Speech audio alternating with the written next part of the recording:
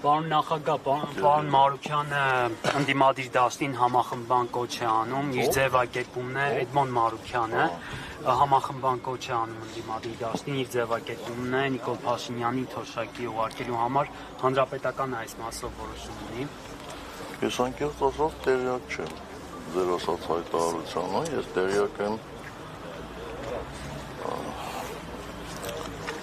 Իշխան Սաղաթելյանի հայտարարությանը, ոչ միայն հայտարարությանը, այլ Իշխան Սաղաթելյանը եկել հանդիպել ենք եւ բոլոր այդ դրույթները, որ նաեւ Իշխան Սաղաթելյան շարադրել է գրավոր, ինձ վաղուց ծանոթ եմ, մենք վաղուց դրա մասին խոսում ենք, այստեղ կարևորը հայտարարություն անելը չի, կարևորը նա է, որպեսզի բոլորը գիտակցեն եւ տակից, կողքից կամ բացահայտ իրար չքննադատեն, հատկապես հանրապետականին։ Չէ, եթե առավոտը Սիրիկուն պետք է մեզ քննադատեն, մենք գնանք այդ մարդկանց հետ ինչ ասենք, Ում նկատում եք, պարոն նախագահ, քննադատողները հանրապետական։ Դուք մամուլ ընթերցում եք, բայց ընթերցում եք, ուրեմն պետք է իմանաք։ Ռոբերտ, երկրորդ նախագահի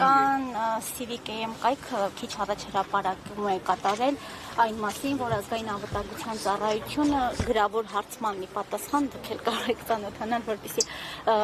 տեղեկություն է տրամադրել, որ Եզրած arczepiskopos Ներսիսյանը 1986-88 թվականներին համագործակցել է ԽՍՀՄ պետական անվտանգության կոմիտեի հետ։ Դուք եղել եք երկրի նախագահ, դուք ԱԱԾ-ում եք եղել,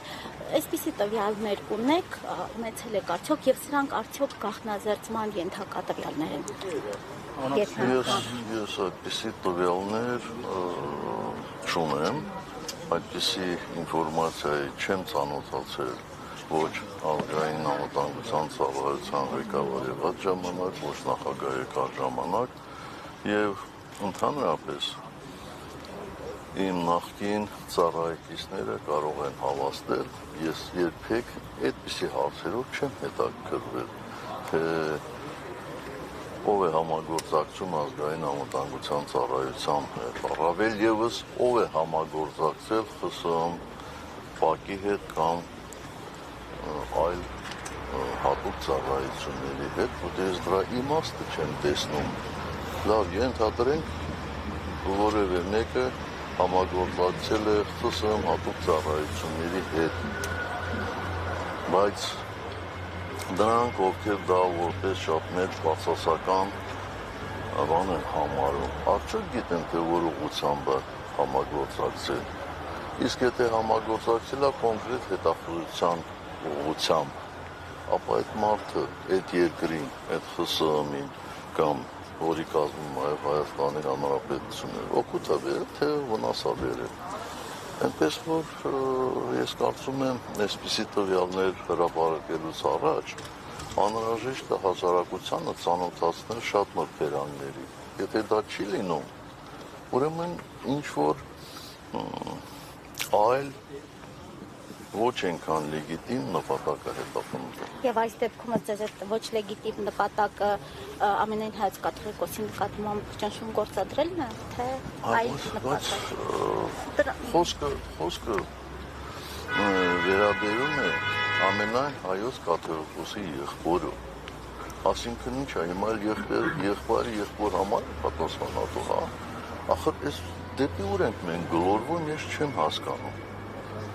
Եթե իրոք դա իրականություն է։ Պարոն նախագահ, Կայա Կալասի հայտարարության մասին, էլի, Կայա Կալասը հայտարարել էր աջակցության խնդրանքի վերաբերյալ Հայաստանի իշխանությունների եւ պատրաստվում են փաստորեն արևմուտքից միլիոններ ուղղել, որպեսզի հիբրիդային գործակալների դեմ պայքարի այս իշխանությունը, սա ինչ է նախընտրական բացահայտ ուղիղ աջակցություն եւ հնարավորությունները չի փոքրանում արդյոք ընդդիմադիր շրջանակների, որոնք պայքարելու են ընտրություններում։ Հայտարարել թե չհայտարարել, մենք ակնհայտորեն տեսնում ենք եվրոպական կառույցների բացահայտ աջակցությունը այսօրվա կառավարիչների։ Ես նախորդ անգամ ձեր հարցին պատասխանել եմ։ Մոլդովայի սցենարի կրկնություն տեսնում եք։ Հիմա նորից պետք է անդրադառնանք։ Ես չեմ կարծում, որ ինչ-որ մի երկրում տեղի ունեցած իրադարձությունները նույնությամբ կարող ենք կրկնվել մեկ այլ երկրում։ Ես, որ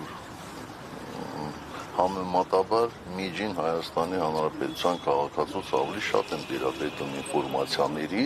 ես չգիտեմ, թե Մոլդովայում ինչ ա եղել այդպես մանրամասնություններով, որ հիմա ասեմ Մոլդովայի սցենարը ստեղ կրկնվելու է, թե չի կրկնվելու, ընդհանուր առմամբ, այդպիսի բան, այո, իհարկե, այդպիսի բաներ հնարավոր է, շատ հնարավոր է։ Օրերս Էրդողանը հայտարարել է, որ 2026 թվականին Հայաստանի ուղղությամբ ինչ-որ խորհրդանշական քայլեր են լինելու, ըստ ինչ նկատի ունի։ Այսինքն ես այդքան ինֆորմացիայի տիրապետում եմ, որպեսզի կարողանամ կարծալ Թուրքիայի նախագահի Ինչ ուղղությամբ կարող է լինել այդ քայլերը։ Չգիտեմ, բայց եթե խորհրդանշական բառը կա, ապա ձեզ համար դա կարևոր է, ինձ համար կարևոր է։ 2018-ի մասին խոսելով, ի վերջո որոշ փակագծեր բացել եք մի ոդքասթի շրջանակներում, ասում եք, որ եթե ներողություն, եթե ձեր բառերով չեմ ասում, եթե ավելի զուսպ չլինեիք, ապա կգրեիք Նիկոլը ճիշտ է, դուք սխալվեցիք։ Ի վերջո ստացվում է դուք չսխալվեցիք եւ այդ ովքեր էին այդ դուքի մեջ մտնում, որոնք սխալվեցին։ Ասել եք, որ որոշ ակտիվիստներ, որոշ շրջանակներ, որոնք կարող էին կանխել, ովքեր էին, որ պիտի կանխեին այս ամենը։ Ես ձեզ հարցում եմ։ Ես վստահ եմ, որ դուք իմ բոլոր հարցազրույցները ուշադիր ընթերցում եք։ Ես ասել եմ, չէ՞ որ 18-ի մասին ես այլևս չեմ խոսելու։ Սա մեկ եւ երկրորդ հարցը ձեզ։ Մոչասեմ դուք, որպեսզի չանձնավորեմ, էլի, դուք կարող եք ասել մեկին, ովքեր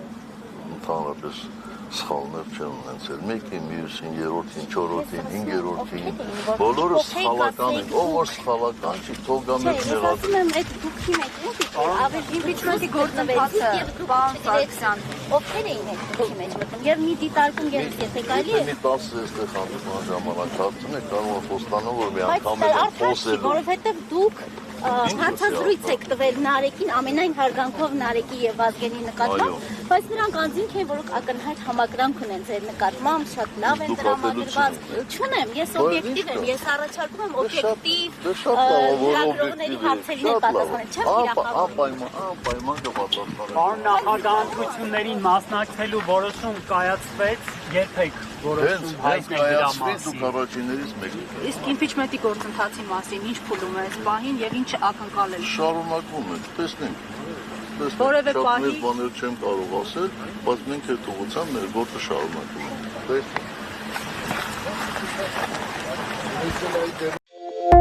Տեսնենք։